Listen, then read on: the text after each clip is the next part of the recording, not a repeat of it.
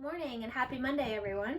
It's spring, we're in a new season, and just as outdoors are changing, indoors are also changing with the ever-evolving healthcare situation. I know all of us are learning to adapt and evolve, and to that end, here at the Chamber, we have some information to share with you that'll hopefully facilitate that process as easily as possible. Let's start with a couple of news items just in case you missed them.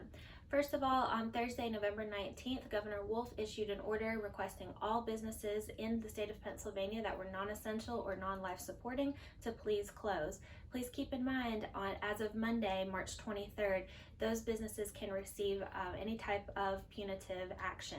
Okay, so local law enforcement is now empowered to enforce the governor's order. So we'll post the link below. It has a list of all the businesses by category, whether you're able to remain open or requested to be closed. Again, now local law enforcement can enforce that. There's also a link to the appeal process. Again, if you are not approved on that list to be open and you do not have a waiver from going through the appeal process, you are opening up yourself to liability and to punitive action, again, by local law enforcement. So please be sure to check out that list and take any course of action that you need to do so for your business. A couple of other things that have happened in the past week that we want to recap with you. Some of the unemployment restrictions have been waived, so if you or your employees are looking for unemployment benefits at this time because of what's been going on, check that out. We'll link to that as well.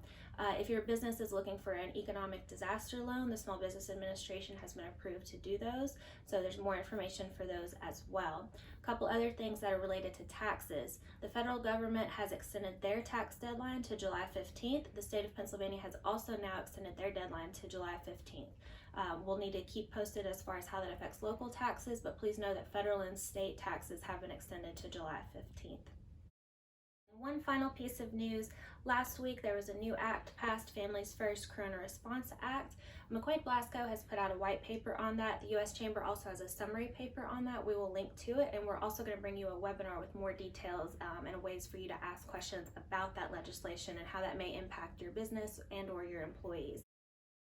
If you or your business is looking for a way to make an impact, some of our local medical facilities are in need of respirators, specifically N95 respirators. We will link to more information, but please be on the lookout. If you have any of these in your business and you're not currently using them, our medical facilities would definitely appreciate a donation of these N95 respirators.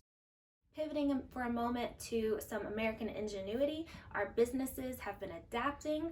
So if you'd like to support local businesses even during this time, please check out their websites or give them a call. A lot of them have adjusted their hours. A lot of them are offering curbside and delivery services. These might be more in the restaurant sector, but please give those businesses a call and see if there's a way for you to support them even during these different times. A lot of them also offer gift cards. If you're looking for an all-around gift card, Downtown State College is able to support its participating businesses with a gift card program. So we'll link to all of that information as well. If you're looking for a holistic place to find all of this information, CBICC has created a coronavirus business resource center, and all of those links are found on that page. So keep sharing your stories with us. We love to see what businesses are doing to try to adjust and adapt and pivot, and we will keep doing the same.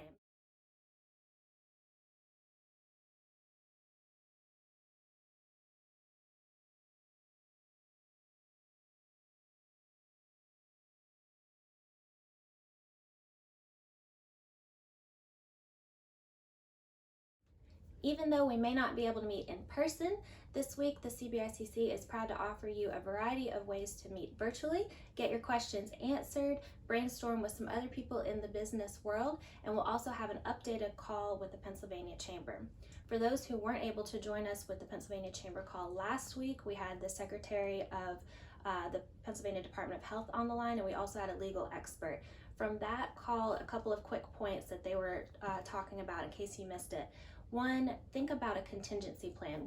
If your business is open or once your business is open, think about a plan of how you're going to protect both employees coming in the back door and customers or vendors coming in the front door.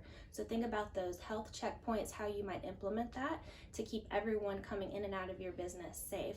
Another thing they touched on was tracing and opening up a line of communication with your employees. So How would you talk to your employees about coming forward if they think they've been exposed or they think they've tested positive?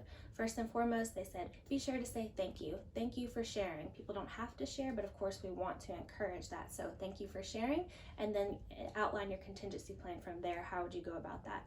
Tracing is really important. What other employees have been in contact with them, what other suppliers have been in contact with them, customers, etc., family members, things like that. We want to protect as much of the community as we possibly can.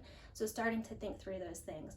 Here at the Chamber, we have several HR professionals and attorneys who are happy to assist you with this type of work, but these are just some of the things that they started to talk about. So if you missed that call last week, please try to join us on Friday for the Chamber's updated webinar call. As always, Chamber staff are here to serve you, our members. We will continue to share information with you. Our Facebook feed has the most up-to-date information. These emails and videos will have compilation of that information. And finally, the Business Resource Center on our website will have a depository of all that information in one location. The CBICC's office is also subject to state and federal guidelines, whether we are open or not. It doesn't matter what's going on with our office physically. As always, our staff is here to serve you, our members. So feel free to email us or call us. We are still answering voicemails and emails, and we are always at your service.